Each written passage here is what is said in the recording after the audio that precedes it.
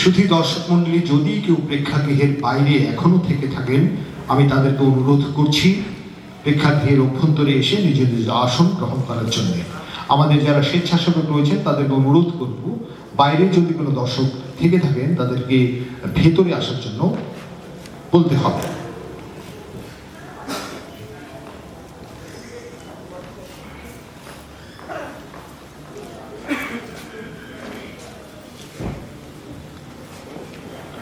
আমরা আমাদের এই 5 দিনব্যাপী বাংলা একাঙ্ক নাটক প্রতিযোগিতা উৎসবে আমরা বিভিন্নভাবে এবং আর্থিক ক্ষেত্রেও সহায়তা পেয়েছি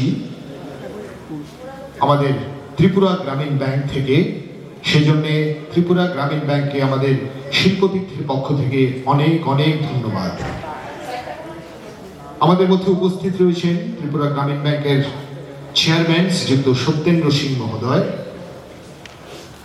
এখন তাকে আমরা পুষ্পস্তবক দিয়ে বরণ করে নেব।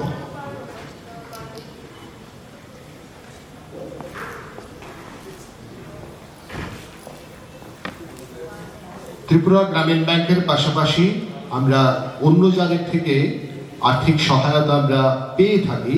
আমাদের অন্যান্য যে সমস্ত উদ্যোগগুলো আমরা নিয়েছি, সে সময় আমরা ভারত সরকারের সংস্কৃতি মন্ত্রক থেকে আমরা সহায়তা পেয়েছি, ত্রিপুরা সরকারের তথ্য সংস্কৃতি দপ্তর থেকে আমরা সহায়তা পেয়েছি। এবারে তার সঙ্গে যুক্ত হলো ত্রিপুরা গ্রামীণ ব্যাংক। ত্রিপুরা গ্রামীণ ব্যাংকের চেয়ারম্যান শ্রীযুক্ত সত্যেন্দ্র সিং মহোদয়কে আমরা বরণ করে নিলাম। আমাদের সংস্থার পক্ষ থেকে আমরা কৃতজ্ঞতা জ্ঞাপন করছি আবারও তার গ্রামীণ ব্যাংকের প্রতি।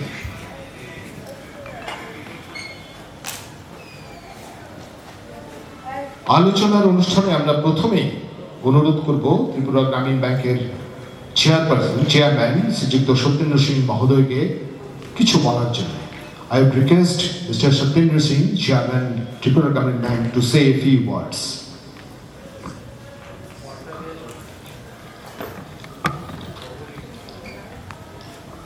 धन्यवाद।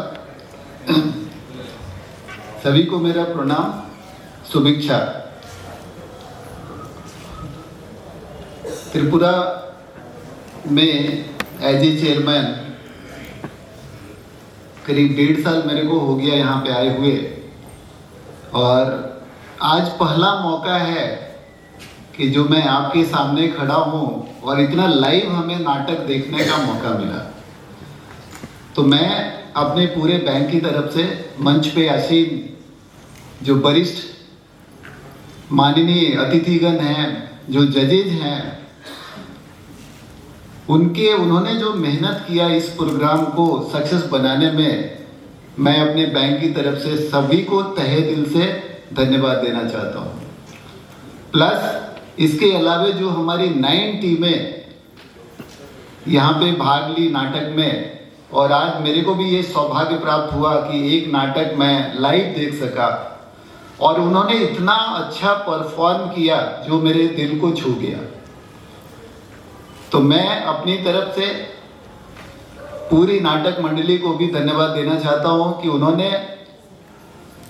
दूर से, जैसे मेरे को पता चला कि 3 टीमें हमारी असम से आई हुई है और 6 टीमें यहाँ त्रिपुरा के विभिन्न जगहों से आकर के यहाँ पे उन्होंने अपना परफॉर्मेंस दिया। सभी को मेरी तरफ से बहुत बहुत शुभेच्छा, बहुत बहुत धन्यवाद। और मैं आशा करता हूँ कि इस तरह से आप लोग आगे भी कार्यक्रम करेंगे और उसमें हम लोगों को भी देखने का सौभाग्य प्राप्त होगा। तो एक बार पुनः इस आयोजक समिति के वरिष्ठ अधिकारीगण को, जिन्होंने हमें ये सौभाग्य दिया कि मैं भी आपके इस कार्यक्रम में शामिल हो पाऊँ और अपने विचार आपके पास रख सकूँ। तो एक बार पुनः आयोजक मंडल, जजेज और हमारी जो नाटक मंडली की 9 टीमें जिन्होंने परफॉर्म किया, सभी को मेरी तरफ से बहुत बहुत धन्यवाद। और कल के बाद नया वर्ष शुरू हो रहा है, तो मैं अपनी तरफ से आप सभी को नव वर्ष की बहुत सारी शुभकामनाएं देना चाहता हूं कि आप सभी ये पूरा स्टेट आगे बढ़े और उसमें हम लोग भी अपना जो योगदान कंट्रीब्यूशन दे सके। धन्यवाद। बहुत बहुत धन्यवाद त्रिपुरा ग्रामीण बैंक के चेयरपर्सन श्रीजुत सत्येंद्र सिंह महोदय को अनेक अनेक धन्यवाद। আমরা গত 5 দিন ধরে আমরা এখানে 9টি নাটক মঞ্চস্থ হতে দেখেছি। এর মধ্যে 6টি দল ত্রিপুরার এবং 3টি দল আমাদের পার্শ্ববর্তী রাজ্য আসাম থেকে আসা। এই 9টি দলের নাটক কেমন হয়েছে তার সম্বন্ধে আমাদের নিশ্চিত কৌতূহল রয়েছে, আমাদের সবার কৌতূহল রয়েছে। যেমন নাট্য দলগুলির কৌতূহল রয়েছে, তেমনি দর্শকদেরও কৌতূহল রয়েছে। আমি অনুরোধ করব আমাদের বিচারক মণ্ডলীকে এই বিষয়ের উপর একটু আলোকপাত করতে, যাতে নাট্য বোদ্ধার দৃষ্টিভঙ্গি থেকে কিভাবে নাটকগুলোকে দেখা হয়েছে, দেখা হচ্ছে, সেটা জেনে আমরা যেন নিজেদের আরো সমৃদ্ধ করতে পারি। প্রথমে আমি অনুরোধ করব বিচারক মণ্ডলীর বরিষ্ঠ সদস্য সুভাষ দাস মহোদয়কে কিছু বলার জন্য।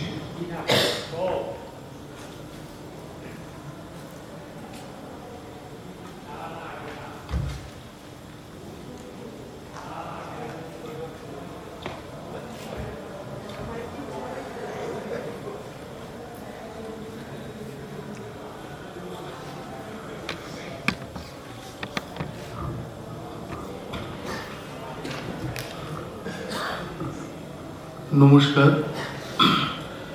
মঞ্চে আসীন ত্রিপুরা গ্রামীণ ব্যাংকের চেয়ারম্যান সাহেব, শিল্পতীর্থের সভাপতি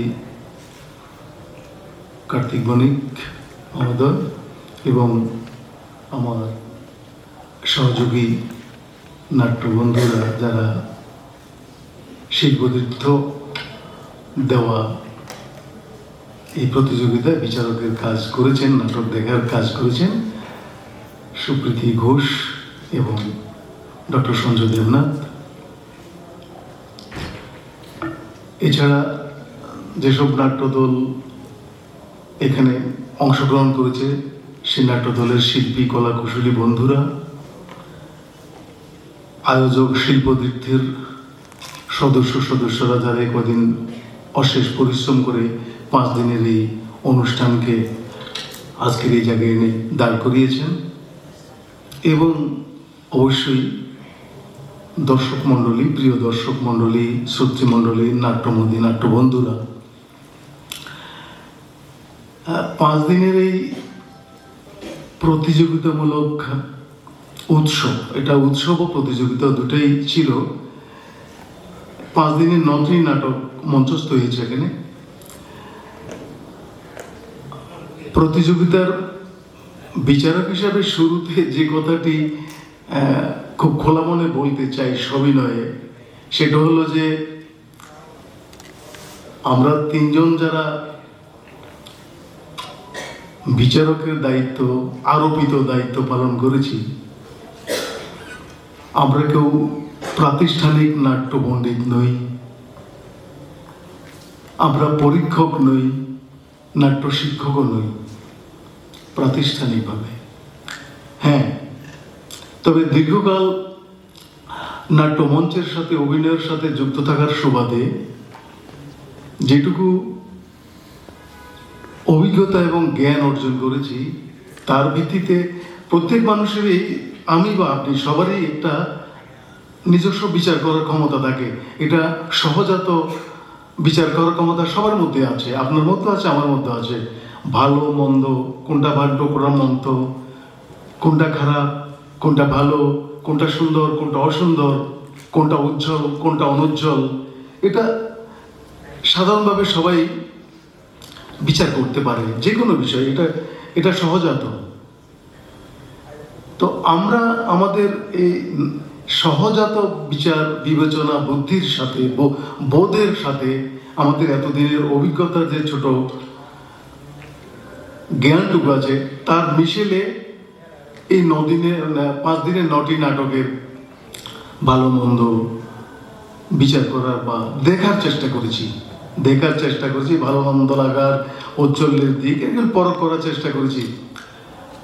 আমাদের কাছে এমন কোনো নিক্তি বা দাড়িপাল্লা নেই, যেমন সোনা রূপা মাপার জন্য নিক্তি দাড়িপাল্লা থাকে, একটু বেশি হলে একটু কম হলে এদিক সেদিক হলে দেখার, সেরকম নিক্তি আমাদের কাছে নেই। এবং এটা বলার অপেক্ষা রাখে না যে নাটক বা অভিনয় বা মঞ্চায়ন এটা কোনো বস্তু নয় যে এটাকে কোনো ওজন দিয়ে বা কোনো নীতি কোনো মাপকাঠি দিয়ে বিচার করা যাবে। এটা বলা চলে একটা কি বলবো এটাকে, এটা সফটওয়্যার, এটা ভিতরের অনুভবের ব্যাপার। ফলে এটা বিচার করার ক্ষেত্রে আমাদের যে ভূমিকা ছিল সেটা আপনারা সহজেই অনুধাবন করতে পারছেন। আমি সাধারণভাবে আমার দুজন বন্ধু যারা আমার সহযোগী ছিল, আমাদের সহযোগী একসাথে কাজ করেছি এখানে, তারা মোটামুটি চেষ্টা করবেন অল্প সময়ের মধ্যে বিস্তৃত আলাপ আলোচনা পোস্টমর্টম কাটাছাড়া করার কোনো সুযোগ নেই। সেই রাস্তা আমরা যাবও না, কারণ আমাদের সে রাস্তা যাওয়ার ক্ষমতাও নেই পরিষ্কার। কিন্তু সাধারণভাবে যেটা আমরা দেখেছি জেনারেল, সেটার ভিত্তি করে বন্ধুরা আর একটু বিস্তৃত আলোচনা করবেন। আমি যেটা অবজার্ভ করেছি অন্য সমস্ত বিষয়ের মধ্যে, যেটা অবজার্ভ করেছি সেটা হচ্ছে আমি নিজে বিশ্বাস করি, আপনারাও জানেন যে কি বলে নাটকে লোকশিক্ষা হয়, যাত্রায় লোকশিক্ষা হয়, আবার উল্টোটাও হয়, জীবন থেকে নাটক হয়, জীবনের শিক্ষা থেকে নাটক হয়, নাটকে লোকশিক্ষা হয়, লোকশিক্ষা থেকে নাটকও হয়। এটা পরস্পরমুখী। এবং আমি এই 5 দিনের 9টি নাটকের মধ্যে যেটা আমি লক্ষ্য করেছি, আমরা বলি নাটক সমাজের দর্পণ, জীবন থেকে নেওয়া রসদ উপাদান নিয়েই নাটকের স্ক্রিপ্ট তৈরি হয়। নাট্য নির্মাণ যারা করেন তারা জীবনের কথাই বলার চেষ্টা করেন, এবং এই 9টি নাটকের মধ্যে কোনো না কোনোভাবে ঘুরিয়ে পেঁচিয়ে জীবনের কথাই এসেছে, সমসাময়িকতার কথা এসেছে, যেটা প্রতীয়মান হয়, যেটা থেকে প্রতীয়মান হয় যে যারা এই 9টি নাটক নির্মাণ করেছেন, নির্দেশনা দিয়েছেন, তৈরি করেছেন, তারা আমাদের এই সমাজ জীবনের সমসাময়িক ঘটনাবলী এবং ইতিহাস ঐতিহ্য সবগুলো মাথায় রেখেই জীবনের কথাই বলার চেষ্টা করেছেন। আমি যেসব বিষয়গুলো, যেমন আমাদের এখনকার সময়ে যেসব বিষয়গুলো আমাদেরকে, আমাদের সমাজকে নাড়া দিচ্ছে, আমাদের ভেতরটাকে নাড়া দিচ্ছে, আমাদেরকে ভাবিত করছে, সেরকম বিষয়গুলো কিন্তু এই নাটকগুলোর মধ্যে এসেছে। যেমন দেশপ্রেম, ঐতিহ্য, দেশপ্রেমের কথা, স্বাধীনতা সংগ্রামের সে আত্মত্যাগের কথা আমরা জানি, আমাদের সে ঐতিহ্যের কথা, দেশপ্রেমের কথা আমাদের এই 9টি নাটকের মধ্যে ছিল। আমি উল্লেখ করতে পারি নারী থেকে নীরা, নেশা যে ভয়ঙ্কর খারাপ দিকটা আমাদের যুব সমাজকে, বিশেষ করে তরুণ সমাজকে বিপথে চালিত করছে, সেই নেশার বিরুদ্ধে, নেশার ভয়ঙ্কর প্রভাব আমাদের কিভাবে পঙ্গু করে দিচ্ছে সেই সম্পর্কে খুব সচেতনভাবে নাট্য নির্মাণ করেছেন মায়াজাল। হারিয়ে যাওয়া শৈশবের কথা, ছোটবেলার কথা, তারুণ্যের কথা, স্কুল জীবনের কথা, এই যে জীবন, শৈশব, কৈশোর, এই জীবনের কথা, এগুলো হারিয়ে যাচ্ছে, সেগুলোর কথা বলেছেন আমাদের কথা নাটকে। এবং সবচেয়ে বড় প্রশ্ন, সামাজিক প্রশ্ন আমাদের সামনে যেটা এখন কাজ করছে, আমরা স্বীকার করি বা না স্বীকার করি, সাম্প্রদায়িক সম্প্রীতি বোধ, মানবিক বোধ, যেটা আমাদের মধ্য থেকে চলে যাচ্ছে বলে আমরা ভয় পাচ্ছি, সেই বিষয়গুলো নিয়ে খুব সাহসী প্রযোজনা, আমি বলবো বলিষ্ঠ প্রযোজনা করেছেন কয়েকজন নাট্য নির্মাতা। যে নাটকগুলো যেমন বোধোদয়, বাঁধন, কোজাগরী, তিনটি নাটকেই ভিন্নভাবে একই বক্তব্যের মধ্যে নানাভাবে বলার চেষ্টা করেছেন যে আমাদের সাম্প্রদায়িক বোধ, মানবিক বোধটাকে জাগ্রত করতে হবে। মানুষের কোনো বিভেদ নেই, মানুষ সব এক, সবার উপরে মানুষ সত্য, তার উপরে নেই, এই আদর্শ, এই বোধটাকে দেওয়ার চেষ্টা করছেন নাট্য নির্মাতারা। মানবিক প্রেমের কথা, ভেতরের বোধের কথা বলেছেন রংমহল নাটকে। সেই দুজন অন্ধ নরনারীর প্রেমের কথা বলেছেন রংমহল নাটকে। রূপ নয়, ঐশ্বর্য নয়, প্রেম, ভিতরের কথাই আসল। ভাষা শহীদদের কথা আমরা জানি। বরাকের ভাষা শহীদদের পরিবারের জীবন গাথা, শহীদ দিবস। আর আজকে যে নাটকটি দেখলাম সেটাও আমাদের জীবনের কথা, লোক সংস্কৃতি, হারিয়ে যাওয়া লোক সংস্কৃতির কথা বলেছে এই নাটক।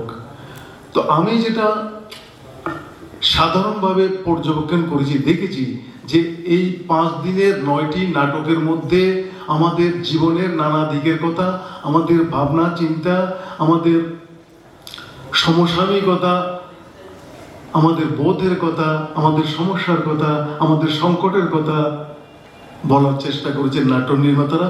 এবং সেদিক থেকে অবশ্যই যারা নাট্য নির্দেশনা, অভিনয়ে কাজ করেছেন, প্রযোজনা করেছেন, নাট্য দলগুলি, তাদেরকে আমি অশেষ ধন্যবাদ দেব যে আমাদের জীবনের কথাগুলো তারা এই নাটকের মধ্যে আনতে চেষ্টা করেছেন। সবাই সব ভালোভাবে উপস্থাপনা করেছেন। কারো কোথাও দুর্বলতা ছিল, কোথাও ঔজ্জ্বল্য ছিল, ভালো ছিল, কারো কিছু কিছু দুর্বলতা ছিল, সে সম্পর্কে কিছু আলোকপাত করবেন আমার বন্ধুরা। তো আমি এটুকু বলবো যে এই নাট্য উৎসব সেদিক দিয়ে সফল, এই নাট্য প্রতিযোগিতা সেদিক দিয়ে সফল যে নাটকগুলো জীবনের কথা বলছে, নাট্য নির্মাতারা এই সমাজের কথা ভাবছে, এবং সমাজের কথা ভাবাই নাটকের দায়িত্ব। গ্রুপ থিয়েটারের দায়িত্ব এই সমাজকে নিয়ে ভাবা, মানুষকে নিয়ে ভাবা, মানুষের জীবন নিয়ে ভাবা, এবং সেটা এই নাট্য উৎসবের সবচেয়ে বড় দিক বলে আমার বিশ্বাস। আমি নাট্য নির্মাতা এবং আয়োজককে ধন্যবাদ জানিয়ে আমার ছোট্ট কথা বলা শেষ করছি। নমস্কার।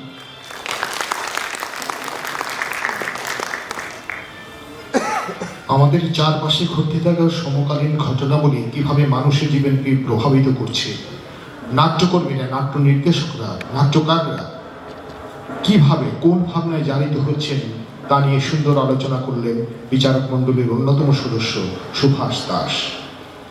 তাকে ধন্যবাদ।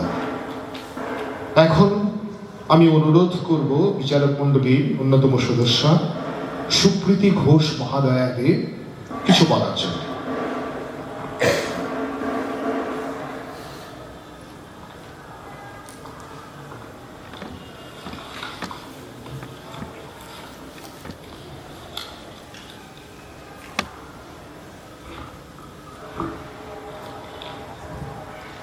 নমস্কার। শিল্পতীর্থের আয়োজিত 5 দিনব্যাপী নব উন্মেষ নাট্য প্রতিযোগিতার আজকে সমাপ্ত দিন। মঞ্চে উপবিষ্ট জনেরা, অংশগ্রহণকারী শিল্পীরা এবং প্রিয় দর্শক মণ্ডলী, সবাইকে আমার হার্দিক শুভেচ্ছা ও অভিনন্দন। 5 দিনে এই প্রযোজন নাট্যোৎসবে 9টি দল নাটক করেছে। নব উন্মেষ শব্দটির মধ্যেই নতুন সম্ভাবনার প্রকাশ, এই কথাটি বলা আছে। তার উদ্দেশ্য হচ্ছে নতুনদের প্রকাশ করা, মানে কম্পিটিশনের মাধ্যমে এই আরও যাতে নতুন নতুন দল, নতুন নতুন অভিনেতা বেরিয়ে আসে, তারই প্রচেষ্টা করছে এই শিল্পতীর্থ। নাটকের প্রকৃত বিচারক আপনারাই, যারা প্রত্যেক দিন নাটক দেখছেন, দর্শকরা। ভালো মন্দ আপনারা ভালো বুঝবেন যারা প্রত্যেক দিনের নাটক দেখেছেন। কিন্তু তবুও একটা বিচারক মণ্ডলী তৈরি করা হয় কোনো কম্পিটিশনে। আমাদের দায়িত্ব হচ্ছে কাটাছেঁড়া করে পুঙ্খানুপুঙ্খভাবে বিচার করা। এই কাজটি যারা করেন তাদের কখনোই সব প্রতিযোগীদের কাছে সমানভাবে গ্রহণযোগ্য হয়ে ওঠেন না। প্রতিযোগিতার উদ্দেশ্য শ্রেষ্ঠ খোঁজা। এক্ষেত্রে যারা সামনে উঠে আসতে পারেননি, তার মানে এই নয় যে আপনারা পিছিয়ে পড়েছেন বা তারা বাতিল, বরঞ্চ সেই নাটকে এমন অনেক কিছু আছে যা শ্রেষ্ঠ নাটকের মধ্যেও ছিল না। কিন্তু যেহেতু আমরা সার্বিকভাবে দেখি, সার্বিকভাবে তার গুণগত মান দেখি, তখন তাকে আমরা শ্রেষ্ঠ বলে মেনে নিই। আমি একটু আলোচনা করছি এই কারণে যে আমাদের নাটকের মান আরো উন্নত হতে পারে, বা কোনটা কোন দিকে একটু লেক হয়েছে সেটা বুঝতে পারে নাটকের দলেরা। তার জন্য আমার মনে হচ্ছে একটু জরুরি আলোচনা করা। তা আমি আলোচনা করছি মঞ্চ, পোশাক, মেকআপ, অভিনয় নিয়ে। কুমার রায় বলেছেন নাটক একটা তিলোত্তমা শিল্প, মানে অন্য সব শিল্প থেকে তিল তিল করে নিয়ে সাহায্য নিয়ে গড়ে ওঠে একটা নাট্যশিল্প। তার জন্য মেকআপ, অভিনয়, পোশাক সবগুলি এই নাটকের মধ্যে থাকে এবং সেইগুলি আমাদের নাটকটাকে নিজের উদ্দেশ্যে চলার পথে সাহায্য করে। নাটকের চাহিদা অনুযায়ী সেট করা প্রয়োজন। যে সেটগুলি ব্যবহার করা হবে নাট্যে যা আছে সবগুলি যাতে ব্যবহার করা হয় সেই দিকে আমাদের দৃষ্টি দিতে হবে। তা বেশিরভাগ নাটকে এটি পূর্ণ করা হয়েছে, কিন্তু কয়েকটা নাটকে দেখা গেল, আমি একটু একটু করে এক একটা নাটক বলছি। একটা নাটকে অনেকগুলি স্কয়ার ব্লক রাখা হয়েছে একটু দূরে দূরে, সেখানে শিল্পীরা স্কয়ার ব্লকগুলি কোনো ব্যবহার করেনি। সেটা মনে হয়েছিল নাটকে অপ্রয়োজনীয় জিনিস। একটি নাটকে বাঁশের ঘর ব্যবহার করা হয়েছে, একদমই দরমার বাঁশের ঘর, কিন্তু তার বাগানের বেড়াটা ছিল কাঠের রংওয়ালা, সেটা বেমানান। একটি নাটকের স্বপ্নের আগে একটি গাছ ব্যবহার করা হয়েছিল, কিন্তু স্বপ্নটা যখন আবার শেষ হয়েছে সেই জায়গায় গাছটা আসেনি। একটা নাটকে দেখা গেছে 3টি বিশাল বিশাল প্ল্যাটফর্ম, সেটা পরিকল্পনাহীনভাবে ছড়িয়ে রাখা হয়েছে, সেটা দৃশ্য মনে হয়েছে। পোশাক ও রূপসজ্জার বেলায় আমি বলছি অনেক কিছুই ছিল, চরিত্র অনুযায়ী সব যথাযথই ছিল। একটি নাটকে পাত্রপাত্রীদের কমন পোশাক ছিল, কিন্তু চরিত্র বদলের সময় পোশাকের যে সাজেশনটা ব্যবহার করা হয়েছে সেটা ব্রিটিশ সেনা বোঝানোর জন্য, কিন্তু অন্য দুজন ব্রিটিশ অফিসার ছিলেন যাদের নাকি সেই পোশাক সাজেশন পোশাকটা ব্যবহার করা হয়নি। সেখানে আমার মনে হয় ওড়না দিয়ে যেহেতু ব্যবহার করা হচ্ছিল, খুব সহজভাবেই ওড়নাটাকে একটা টাইয়ের আকারে ধারণ করলে সেখানে একটা ব্রিটিশ কর্মচারী বোঝানো যেত।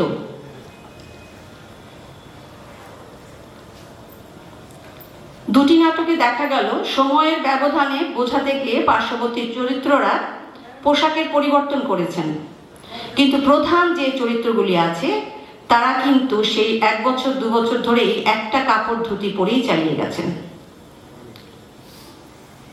আরেকটা নাটকে দেখা গেছে ধুতির নিচে যে আমরা নিচের পোশাকটা পরে থাকে পুরুষ লোকেরা, সেটা আধুনিক কালের পোশাক পরেছে, যেটা খুবই দেখতে বাজে লেগেছে। সেটা ডিরেক্টর বা পোশাক যিনি করেছেন, নির্ধারণ করেছেন, ওনার দেখা দরকার ছিল।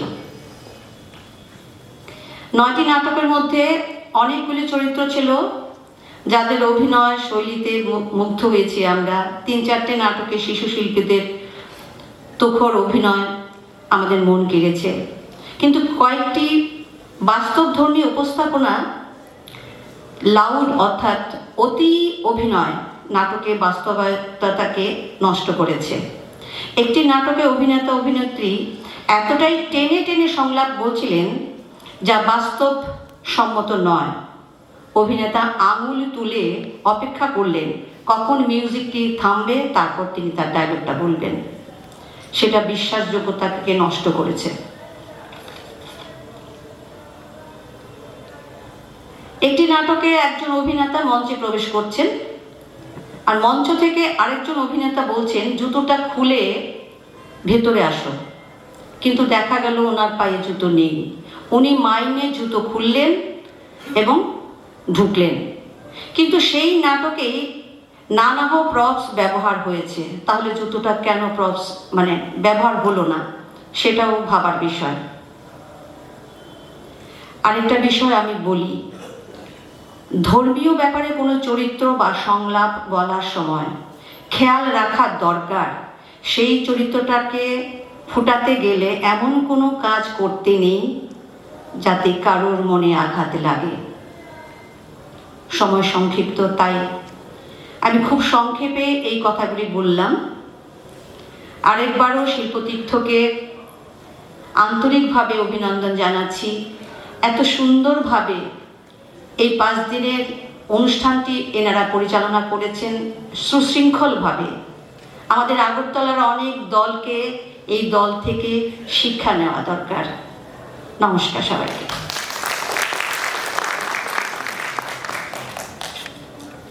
অনেক ধন্যবাদ সুপ্রীতি ঘোষ মহোদয়াকে। তিনি আলোচনা করলেন অভিনয়ের পাশাপাশি মঞ্চ, পোশাক, রূপসজ্জা ইত্যাদি কলা কৌশল নিয়ে সুন্দর আলোচনা করলেন। আমরা অনেক কিছু জানতে পারলাম।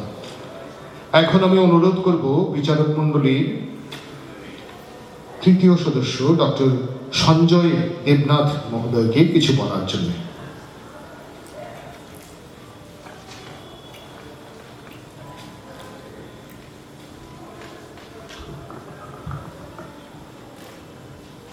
নমস্কার। শিল্পতীর্থ আয়োজিত নবউন্মেষ 2.0 নাট্য উৎসব এবং প্রতিযোগিতার সমাপ্তি সন্ধ্যায় মঞ্চে উপবিষ্ট সম্মানিত অতিথি, সম্মানিত বিচারক মণ্ডলীর 2 সদস্য এবং শিল্পতীর্থের কর্ণধার, প্রেক্ষাগৃহে উপস্থিত আছেন রাজ্য বহিরাজ্যের নাট্যকর্মী এবং দর্শক, সবাইকে অনেক অনেক শুভেচ্ছা। আর যারা এই প্রতিযোগিতায় বিভিন্ন বিভাগে সাফল্য অর্জন করবেন তাদের অগ্রিম শুভেচ্ছা জানাই। একই সঙ্গে যারা এই প্রতিযোগিতায় দৌড়ে পুরস্কার থেকে বা পুরস্কার প্রাপ্তি থেকে কিছুটা দূরে থাকবেন তাদের সকলের প্রতিও নাটকের ভবিষ্যৎ নির্মাণের জন্য থাকবে অকৃত্রিম শুভকামনা। আমার পূর্ববর্তী বক্তা যা আলোচনা করে গেছেন তার বাইরে বিশেষ কিছু বলার মতো সুযোগ আমার নেই, শুধু সেখানে 2-1টি কথা যোগ করার। আমি পাণ্ডুলিপি নিয়ে সংক্ষেপে একটু আলোচনা করব। আমাদের এই যে উৎসব এবং প্রতিযোগিতার প্রথম নাটক, প্রথম সন্ধ্যার, সেটা ছিল নারী থেকে নীরা। কবি রঙ্গলাল বন্দ্যোপাধ্যায় বলেছিলেন যে স্বাধীনতায় হীনতায় কে বাঁচিতে চায়, হে কে বাঁচিতে চায়। এমনই এক বিশেষ কোনো চেতনায় ভর করে পরাধীন ভারতবর্ষের নীরা নামের একজন সাধারণ নারী কিভাবে বীরাঙ্গনা সংগ্রামীতে পরিণত হয়েছিলেন, সে নারী ভবিষ্যৎ প্রজন্মের জন্য নতুন সূর্যের আলোর সন্ধানে নিজের জীবন কিভাবে উৎসর্গ করেছিলেন, এমনকি নিজের স্বামীকে পর্যন্ত হত্যা করেছিলেন ব্রিটিশদের সাহায্য করার জন্য, সেই নারীর জীবন গাথা এই নাটকে ঐতিহাসিক তথ্য এবং চরিত্রের রূপায়ণ এমনভাবে করেছেন যে নাটকের পরিণতিতে একটা অতীন্দ্রিয় ঐতিহাসিক রসাস্বাদন আমাদের সাহায্য করে, অতীন্দ্রিয় রসাস্বাদন আমরা করতে পারি এই নাটকে। এই নাটকে সংলাপে অতিরঞ্জিত কিছু নেই। নাটকে আদ্যপাদ্য আমরা দেখেছি যে কাহিনীগুলি একটি দৃশ্যের সঙ্গে অন্য দৃশ্যের সাযুজ্য রয়েছে। দ্বিতীয় নাটক ছিল প্রথম সন্ধ্যার মায়াজাল। নাট্যকার প্রদীপ কুমার দেব মোট 5টি দৃশ্যে নাট্যকাহিনী নির্মাণ করেছেন। বর্তমান সময়ের এক জ্বলন্ত সমস্যা অর্থাৎ যুব সমাজে ড্রাগসের মারণ নেশার প্রভাব কতটা ভয়ানক হতে পারে তার চিত্রায়ন করেছেন। নাটকটিতে 7টি চরিত্র আছে, মূল চরিত্র বাবুল, কিন্তু এই নাটকের কাহিনী ও সংলাপে অনেকটাই অতৃপ্তি থেকে যায়, কারণ নাট্যকার এখানে তার দায়িত্বের কথা অনেকাংশে ভুলে গেছেন। তিনি একটি ঘটনা উপস্থাপন করেছেন, কিন্তু সেখান থেকে বাবন কি করে বেরিয়ে আসবে বা আসতে পারে, বা এই জায়গায় থাকলে আমাদের যুব সমাজ কিভাবে বেরিয়ে আসতে পারে, তার উত্তরণের পথ দেখাতে তিনি ভুলে গেছেন। ফলে একটি ট্র্যাজেডি কাহিনী উপস্থাপন করতে গিয়ে নাটকের যে মূল চরিত্র, তার যে কৃতকর্ম, তার জন্য পিটি এবং ফেয়ার আমাদের মধ্যে জাগে না। তৃতীয় নাটক যার কথা বলছি সেটা হচ্ছে আমাদের কথা। নাটকের শুরুর দিকের কাহিনী বুননটি খুব সমৃদ্ধ। ক্ষণিকের জন্য আমরাও শৈশবে হারিয়ে গিয়েছিলাম। আসলে প্রতিযোগিতার বাজারে পড়াশোনার অতিরিক্ত চাপ মানসিক বিকাশে কিভাবে আমাদের বাধা সৃষ্টি করে, এবং তারই সঙ্গে খেলাধুলা ও সৃষ্টিশীলতায় আনন্দে বড় হয়ে ওঠা এবং ভবিষ্যৎ গঠনের দিক নির্দেশ করতে গিয়ে নাট্যকার হঠাৎ করেই যেন টেনে হিচড়ে কাহিনীটিকে শেষ করে দিলেন।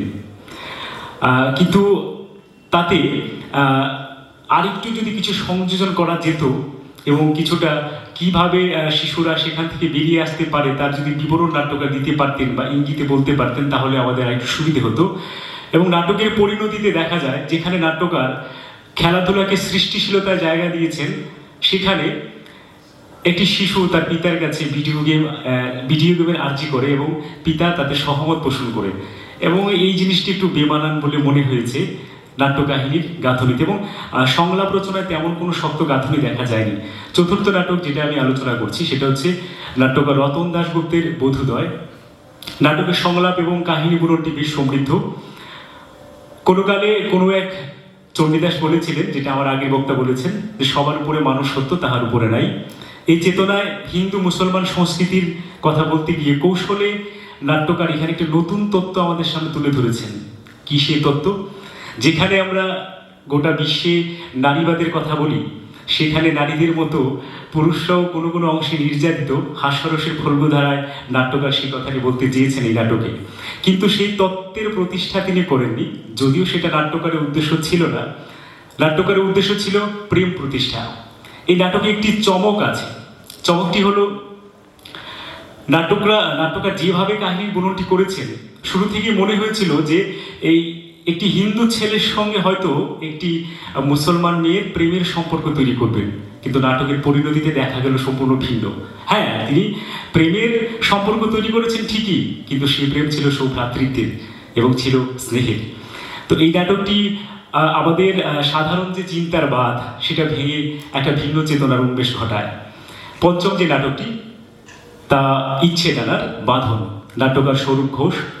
এই নাটকে শাসকের ব্যক্তিগত কিংবা রাজনৈতিক স্বার্থে মানুষে মানুষে বিভেদ সৃষ্টির যে কথা, তা মধ্যযুগীয় জমিদারি কাহিনীর মোড়কে তিনি আমাদের সামনে তুলে ধরেছেন, অনেকটা গীতিকা কাহিনীর মতো। নাটকের শুরুতে হিন্দু মুসলমান সংস্কৃতি অর্থাৎ মেলবন্ধনের কথা আছে, এবং নাটকের পরিণতিতেও সেই কথাই আছে, যে কথা বলতে চেয়েছিলেন কবি শঙ্খ ঘোষ, আয় আরো বেঁধে বেঁধে থাকি, তার মতোই। কিন্তু এই নাটকটি অনেকটা দমকা হওয়ার মতোই নাট্যকার শেষ করে দিয়েছেন। যারা এই জাতিগত বিভেদ সৃষ্টি করেন, তাদের পরিণতি কি হতে পারে যদি জাতিগত বিভেদ ভুলে আমরা মানবিক ঐক্যে এক হয়ে যাই, সেই পরিণামটি কিন্তু নাট্যকার দেখাতে ভুলে গেছেন। এখানে একটু কাহিনী সংযোজন ঘটালে আর একটু পরিতৃপ্তি ঘটতো আমাদের রস বোধে বা রস আস্বাদনে। ষষ্ঠ যে নাটকটির কথা বলছি সেটি হচ্ছে রূপম প্রযোজিত শহীদ দিবস। নাট্যকার বিশ্বজিৎ চৌধুরী জান দিলেও জবান না দেওয়ার প্রতিজ্ঞায় 1961 সালের 19শে মে অনেক ভাষা সংগ্রামী শহীদ হয়েছিলেন। এমনই এক ভাষা শহীদের যে পরিবার, তার কাহিনীকে কেন্দ্রে রেখে নাট্যকাহিনী বুনন করেছেন। কিন্তু এই কাহিনীটি তুলে ধরতে গিয়ে নাট্যকার চলমান সময়ের রাজনীতি, সমাজনীতি এবং রাষ্ট্রনীতির বাস্তব চিত্রটি তুলে ধরেছেন আমাদের সামনে। নাটকটিতে রচনা করেছেন তিনি শ্রীহট্টীয় ভাষায়, এবং তার যে starting, rising action, climax, falling action হয়ে কনক্লুশনে গিয়ে দর্শক মনে একটা চরম পরিতৃপ্তি দান করে। এবং সব থেকে বড় বিষয় হচ্ছে এই নাটকটির যে তার যে বিষয় নির্বাচন, তার কাহিনী গ্রন্থন এবং সংলাপ নির্মাণ, দৃশ্যায়ন, চরিত্রায়ন এবং সর্বোপরি নাট্যকারের যে দায়বদ্ধতা, এই সব মিলিয়েই এই পাণ্ডুলিপিটি বেশ সমৃদ্ধ বলে মনে হয়েছে আমার। শেষ সন্ধ্যার নাটক অর্থাৎ আজকের নাটক ভাঙা নাগেশ্বর। সেখানে দেখানো হয়েছে আমাদের যে প্রায় বিলুপ্ত প্রায় ঐতিহ্য, লোক ঐতিহ্য গাজন, যাকে শিল্পের রূপ দেওয়া হয়েছে। তো এই নাটকটি তো একটা জিনিস লক্ষ্য করা গেছে যে নাট্যকার দেখাতে চেয়েছেন যে তাদের শিল্পকে ব্যবহার করে একজন গবেষক তিনি ডিগ্রি পেয়ে গেছেন, পত্রিকায় তার নাম এসে গেছে, এবং সেটা দেখে তাদের দলে ভাঙন এবং তাদের মধ্যে হতাশা। কিন্তু আমার মনে হয় তার পরিবর্তে যদি সেখান থেকে কি করে বেরিয়ে আসা যায় সেই বিষয়টি দেখালে ভালো হতো। কারণ গবেষকের কাজই গবেষণা করা, শিল্পী কোথায় থাকেন সে বিষয় দেখা নয়। তিনি যে কাজে এসছেন সে কাজ করে তিনি চলে গেছেন, এবং পত্রিকায় তোলা, সরকারের কাছে গিয়ে তাদের আবেদন জানানো সেই বিষয় বা সেই দায়িত্ব গবেষকের থাকে না। গবেষক গবেষণা করবেন এবং নিজের রসদ সংগ্রহ করে নিজের মনের রং মিশিয়ে সেটা মানুষের সামনে, পাঠকের সামনে তুলে ধরবেন, সেটাই তার দায়িত্ব।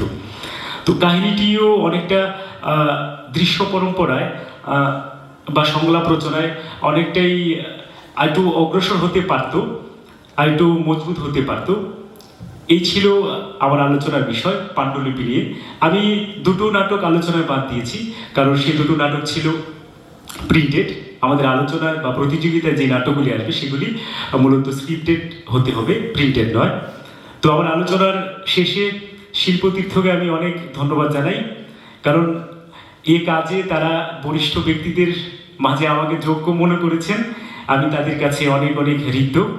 একই সঙ্গে যতগুলি নাট্যদল এই উৎসব ও প্রতিযোগিতায় অংশ নিয়েছে তাদের সকলের উদ্দেশ্যে শুধু একটাই কথা, শুধু ধাও, শুধু ধাও, শুধু বেগে দাও, উদ্দাম উধাও, ফিরে নাহি যাও, যা কিছু তোমার সব দুই হাতে ফেলে ফেলে যাও। ধন্যবাদ।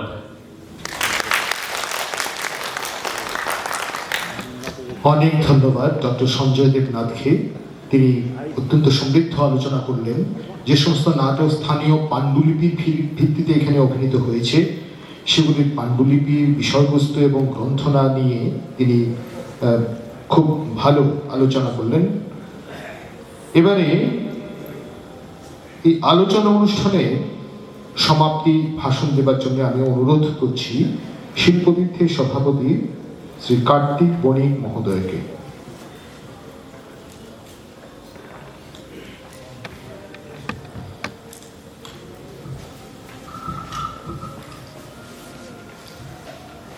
অনুষ্ঠানের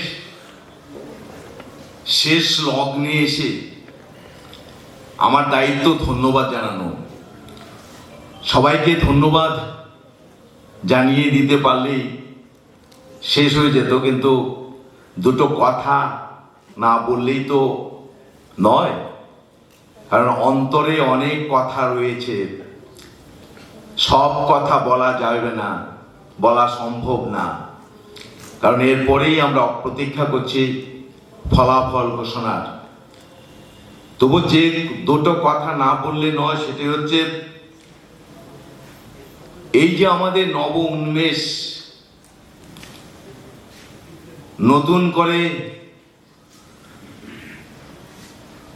করে উন্মেষ ঘটবে নতুন দলের, নতুন শিল্পের, নতুন শিল্পীর, এবং সব মিলে একটা বন্ধন তৈরি হবে যে শিল্পীদের নিয়ে একটি নৌকা তরি বেয়ে যাবে। সেই তরিতে আমরা সবাই বহমান হয়ে থাকব। এই বহমানতায় এই 5 দিন ধরে যারা অংশ নিয়েছে, মিরাকি নাট্যদল, রং মশাল, দর্পণ, সোমাংপুর, ইচ্ছেডানা, লোকনাট্যম, ত্রিবেণী, রূপম এবং বিশ্ববীণা, তারা যদি এই প্রতিযোগিতায় অংশগ্রহণ না করতেন, নিজের টাকের পয়সায় খরচ করে এই অনুষ্ঠানে না আসতেন, তাহলে এই আমাদের নব উন্মেষ ঘটত না। স্বাভাবিকভাবেই এই 9টি দলকে শিল্পতীর্থের পক্ষ থেকে এবং আমার ব্যক্তিগত তরফ থেকে উষ্ণ অভিনন্দন জানাচ্ছি। আমরা এই বাংলা একাঙ্ক নাটক প্রতিযোগিতা গত বছর থেকে আমরা শুরু করি। গত 1 বছর আগে আমাদের উদ্দেশ্য হচ্ছে প্রতি 1 বছর পর পর আমরা এটা করব, কারণ তার মধ্যে আরেকটি কর্মসূচি আমরা শুরু করেছি, সেটা হচ্ছে নাট্য কর্মশালা। আগামী বছর আমাদের নাট্য কর্মশালা হবে, তারপরের বছর আবার নব উন্মেষ, হয়তো 3 হবে, জানি না সেটা কতটুকু আমরা চালিয়ে নিয়ে যেতে পারবো। আশা করি সবার সহযোগিতা, নাট্য দলগুলোর সহযোগিতা, দর্শকের সহযোগিতা। আমাদের এই নব উন্মেষ নাট্য প্রতিযোগিতা এবং উৎসবের একটি মাত্র লক্ষ্য, সেটি হচ্ছে নাটকের জয় যাত্রাকে অব্যাহত রাখা। আমাদের পূর্বজরা যে ধারা ধরিয়ে দিয়ে গেছেন আমাদেরকে, আমাদের উপর দায়িত্ব এসে পড়েছে সেই ধারাকে চালিয়ে নিয়ে গিয়ে পরের প্রজন্মের হাতে তুলে দেওয়া। এবং এইভাবেই যদি পরম্পরাগতভাবে আমরা যদি চালিয়ে নিয়ে যেতে পারি, তাহলে বোধ হয় আমরা পারবো এই নাটকের ধারাকে অব্যাহত রাখতে। আমাদের স্পেনের নাট্যকার কবি গ্যারাসিম লোরকা বলেছেন, এই সভ্যতা যতদিন বেঁচে থাকবে নাটক ততদিন বেঁচে থাকবে, কিন্তু আমরা যদি কাজ না করি তাহলে বেঁচে থাকবে কি করে? আমার মনে হয় এই যে দলগুলো এসে এখানে মঞ্চস্থ করে গেলেন, নিজেদের অনেক ত্যাগ তিতিক্ষা, অনেক ঈশ্বর সাধনার মধ্য দিয়ে, অনেক কম্প্রোমাইজ করার মধ্য দিয়ে, সেই কাজগুলো করার মধ্য দিয়ে এটাই প্রমাণ করতে চাইলেন যে নাটক থিয়েটার বেঁচে থাকবে। আরো একটি বেঁচে থাকার পেছনে আমাদের মনে মধ্যে জায়গা করে নিয়েছে, সেটি হচ্ছে এই যে আমরা যে আমাদের প্রযোজনা নাটকের এই প্রতিযোগিতা আমরা পরিচালনা করলাম, তাতে আমরা আশা করি আমাদের সাহায্যের হাত বাড়িয়ে দেবে আমাদের কেন্দ্রীয় সরকারের সংস্কৃতি মন্ত্রণালয়, আমাদের রাজ্য সরকারের তথ্য সংস্কৃতি দপ্তর, এবং ইতিমধ্যেই আমাদেরকে সাহায্যের হাত বাড়িয়ে দিয়েছেন আমাদের গ্রামীণ ব্যাংক। আমাদের এখানে আজকে উপস্থিত আছেন মাননীয় চেয়ারম্যান শ্রী সত্যেন্দ্র সিং মহোদয়। আমরা we convey our heartfelt gratitude to Satyendra ji, Grameen Bank, Tripura Grameen Bank, to success our this program. কাজে এইভাবে যদি সবাই এগিয়ে আসে এবং আমাদের অনেক শুভানুধ্যায়ী বিভিন্নভাবে সামান্য হলেও অর্থ দিয়ে এই প্রোগ্রামটাকে পরিচালনা করার ক্ষেত্রে সাহায্যের হাত বাড়িয়ে দিয়েছে, টু এক্সটেন্ড দেয়ার হ্যান্ড।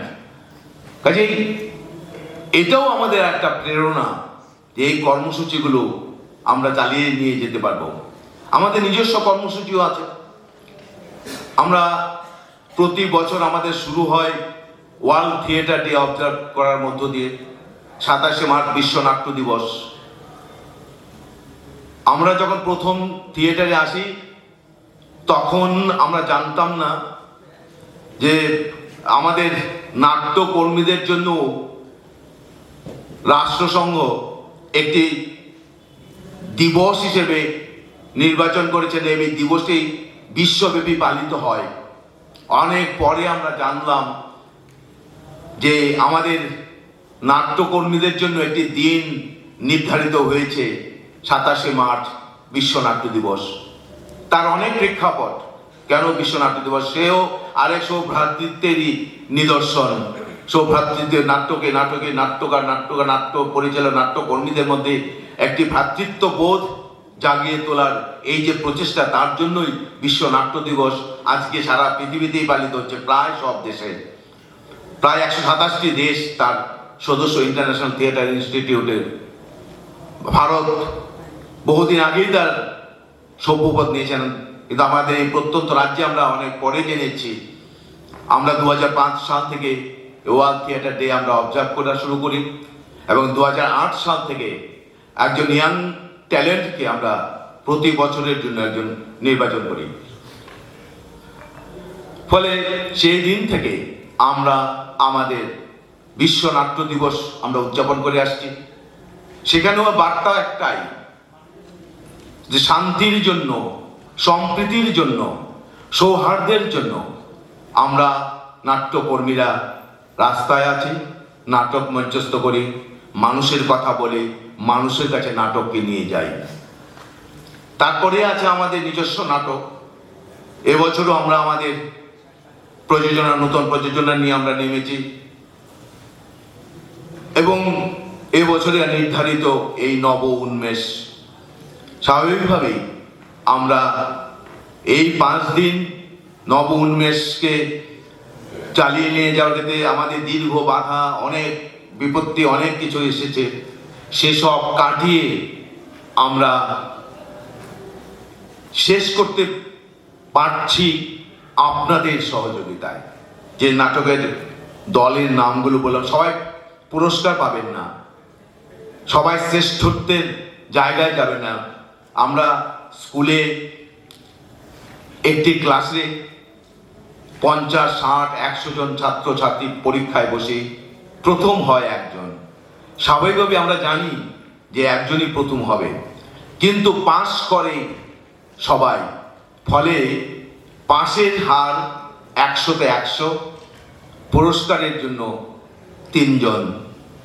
আমরা আমাদের এই পুরস্কার প্রতিযোগিতার ফলাফল ঘোষণার মধ্য দিয়ে আমরা আমাদের কাজ শুরু করব। আমার আলোচনা এখানেই শেষ করছি। সবাই ভালো থাকবেন, আবারও আপনাদের সহযোগিতার হাত বাড়িয়ে দেবেন এই প্রত্যাশা নিয়ে আমি বিদায় নিচ্ছি। নমস্কার। অনেক ধন্যবাদ শিল্পতীর্থের সভাপতি কার্তিক বণিক মহোদয়কে। আমাদের আলোচনা পর্ব শেষ হওয়ার পর এখন শুরু হবে পুরস্কার বিতরণী অনুষ্ঠান। শিল্পতীর্থ তার সীমিত ক্ষমতার মধ্য দিয়ে যারা সহায়তার হাত বাড়িয়ে দিয়েছেন, তাদের সহায়তা নিয়ে, দর্শকদের অকুণ্ঠ সহায়তা নিয়ে যে চেষ্টা করেছে নাটকের সমস্ত বিষয়গুলিতে স্বীকৃতি স্বরূপ কিছু পুরস্কার প্রদানের ব্যবস্থা করতে, এখন সেই পুরস্কার বিতরণী অনুষ্ঠান শুরু হচ্ছে। আমি কোন বিষয়ে পুরস্কার, কোন দল বা কোন ব্যক্তি সেই পুরস্কারের জন্য মনোনীত হয়েছেন সেটা বলবো, এবং সেই পুরস্কার যিনি দেবেন তাকেও আমি মঞ্চে আহ্বান করে নেব। সবার প্রথমে শ্রেষ্ঠ পাণ্ডুলিপি। আপনারা জানেন এখানে বেশ কয়েকটি নাটক স্থানীয় পাণ্ডুলিপির ভিত্তিতে অভিনীত হয়েছে। শ্রেষ্ঠ পাণ্ডুলিপির জন্যে পুরস্কার জিতে নিয়েছে সোমাঙ্কুর। পুরস্কারটি দেবার জন্য আমি সুশান্ত দে মহোদয়কে মঞ্চে আসার জন্য অনুরোধ করছি। ওই সঙ্গে সোমাঙ্কুর দলের যিনি আছেন এখানে বা যারা আছেন তাদেরকে আমি আসতে অনুরোধ করছি মঞ্চে।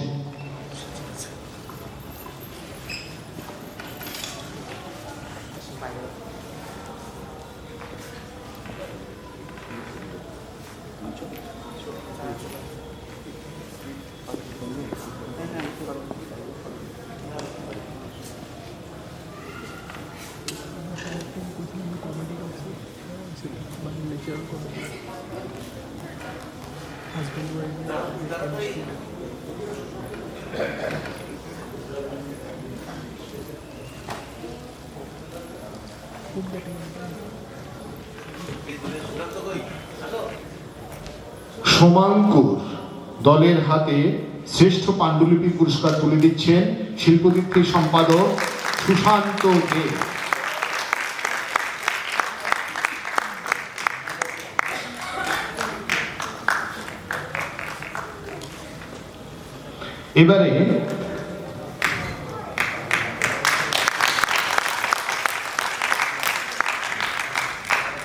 এবারে পরবর্তী পুরস্কার পোশাক পরিকল্পনার বিষয়, বেস্ট কস্টিউম, শ্রেষ্ঠ পোশাক পরিকল্পনার পুরস্কার জিতে নিয়েছে লোকনাট্যম।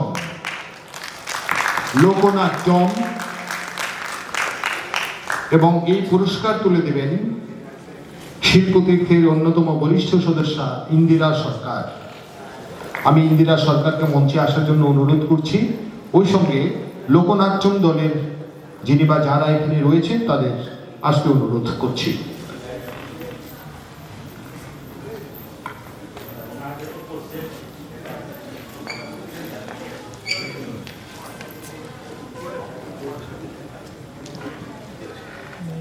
ধর্মনগরের লোকনাট্যম দল শ্রেষ্ঠ পোশাক পরিকল্পনা পুরস্কার জিতে নিয়েছে, কিন্তু তাদের সেই দলের বোধহয় কেউ এখানে উপস্থিত নেই। সেজন্য আমরা এই পুরস্কারটা তাদের কাছে পরবর্তী সময় পাঠিয়ে দেব। পরবর্তী বিষয়ে আলোক সম্পাদ, শ্রেষ্ঠ আলোক সম্পাদ পুরস্কার জিতে নিয়েছে সোমাঙ্কু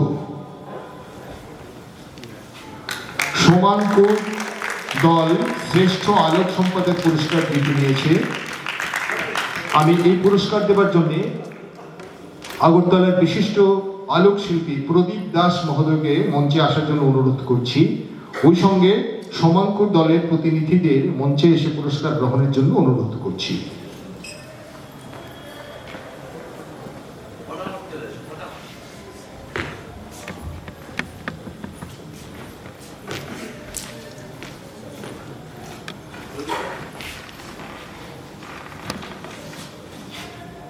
শ্রেষ্ঠ আলোক সম্পাদের পুরস্কার জিতে নিয়েছে সোমাঙ্কুর।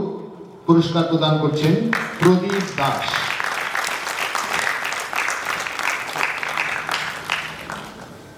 পরবর্তী পুরস্কার শ্রেষ্ঠ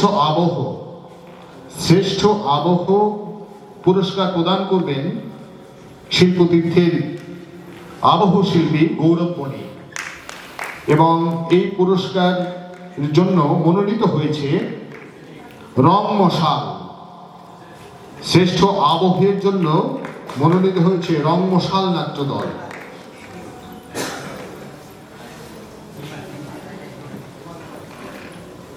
রং মশাল নাট্য দলের কেউ এখানে উপস্থিত নেই বোধহয়।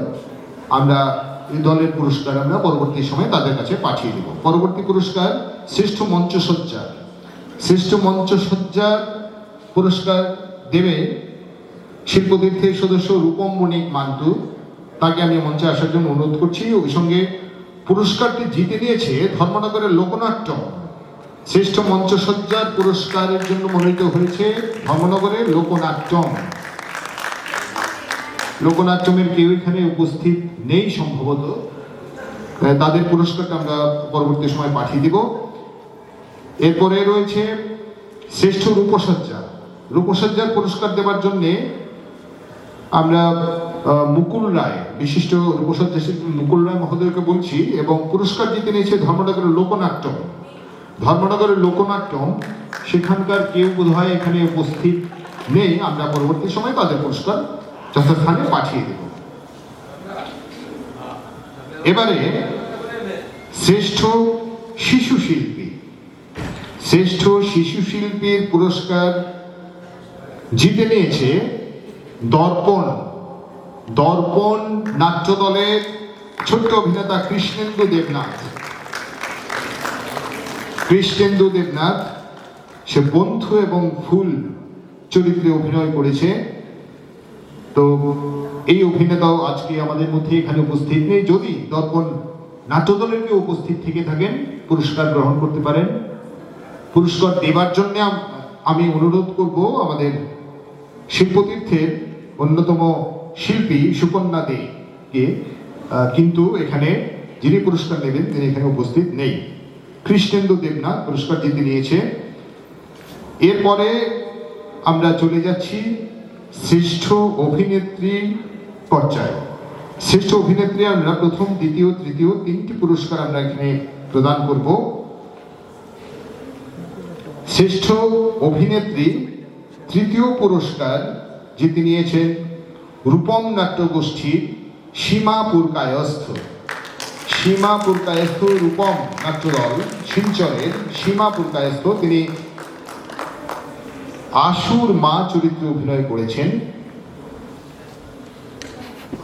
তাকে পুরস্কার দেওয়ার জন্য আমি আমাদের শিল্পতীর্থের অন্যতম সদস্য উদিতা বণিককে অনুরোধ করছি। উদিতা বণিক তাদের হাতে পুরস্কার তুলে দেবেন। রূপমের সীমা পুরকায়স্থ জিতে নিয়েছেন তৃতীয় পুরস্কার। শ্রেষ্ঠ অভিনেত্রীর দ্বিতীয় পুরস্কার জিতে নিয়েছেন রং মশাল নাট্যদলের অপরাজিতা আচার্য। অপরাজিতা আচার্য শ্রেষ্ঠ অভিনেত্রীর দ্বিতীয় পুরস্কার প্রদান করার জন্য আমি অনুরোধ করছি শিল্পতীর্থের সদস্য নন্দিনী মজুমদারকে। রং মশালের অপরাজিতা আচার্য তিনি মা চরিত্রে অভিনয় করেছেন, কিন্তু সম্ভবত তিনি আজকে এখানে উপস্থিত নেই, রং মশাল দলেরও কেউ উপস্থিত নেই, ফলে আমরা পুরস্কারটি তাদের কাছে যথাস্থানে পাঠিয়ে দেব। প্রথম পুরস্কার, শ্রেষ্ঠ অভিনেত্রীর প্রথম পুরস্কার জন্য মনোনীত হয়েছে ধর্মনগরের লোকনাট্যম নাট্যদলের রীতা চক্রবর্তী। খুশবু চরিত্রে অভিনয় করেছেন তিনি। এই পুরস্কার প্রদান করবেন শিল্পতীর্থের সদস্যা কনিনী কাবনী। কিন্তু সম্ভবত বলছি, কিন্তু ঘোষণা তো করতেই হয়, কিন্তু আজকে লোকনাট্যমের কেউ এখানে উপস্থিত নেই, রীতা চক্রবর্তী এখানে উপস্থিত নেই, তাই আমরা পুরস্কারটি যথাস্থানে পাঠিয়ে দেব। এরপরে আমরা চলে যাচ্ছি শ্রেষ্ঠ অভিনেতা পর্যায়ে। শ্রেষ্ঠ অভিনেতার তৃতীয় পুরস্কার জিতে নিয়েছেন শিলচরের রূপম নাট্যদলের বিশ্বজিৎ নাথ সমাজপতি। বিশ্বজিৎ নাথ সমাজপতি তিনি পরিমল গোস্বামী চরিত্রে অভিনয় করেছেন। এই পুরস্কার প্রদান করার জন্য আমি শিল্পতীর্থের সম্পাদক সুশান্ত দে মহোদয়কে অনুরোধ করছি। রূপম নাট্যদলের বিশ্বজিৎ নাথ সমাজপতি তিনি পরিমল গোস্বামী চরিত্রে অভিনয় করেছেন, তার হাতে পুরস্কার তুলে দিচ্ছেন সুশান্ত দে।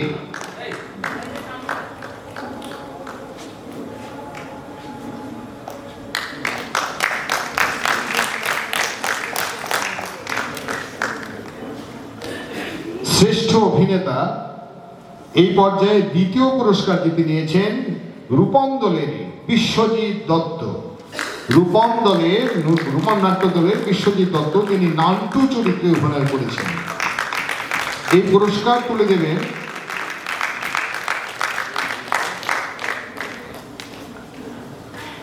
বিভাস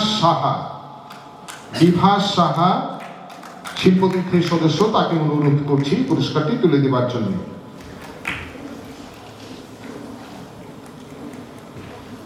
বিশ্বজিৎ দত্ত নান্টু চরিত্রে অভিনয় করেছেন, তার হাতে পুরস্কার তুলে দিচ্ছেন বিভাস সাহা।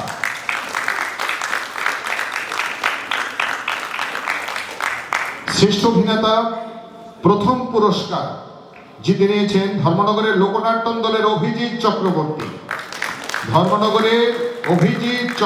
তিনি রজব চরিত্রে অভিনয় করেছেন, কিন্তু তিনি আজকে উপস্থিত নেই, এখানে তার দলের কেউ উপস্থিত নেই। পুরস্কার তুলে দেওয়ার জন্য আমি অনুরোধ করতাম রীতিনা ভৌগোলিক শিল্পতীর্থের সদস্যকে, কিন্তু আমরা পুরস্কারটি যথাস্থানে পাঠিয়ে দেব। পরবর্তী বিষয় শ্রেষ্ঠ পরিচালনা। শ্রেষ্ঠ পরিচালনার ক্ষেত্রে তৃতীয় পুরস্কার জিতে নিয়েছেন রং মশাল দলের প্রতিম কুমার দেব।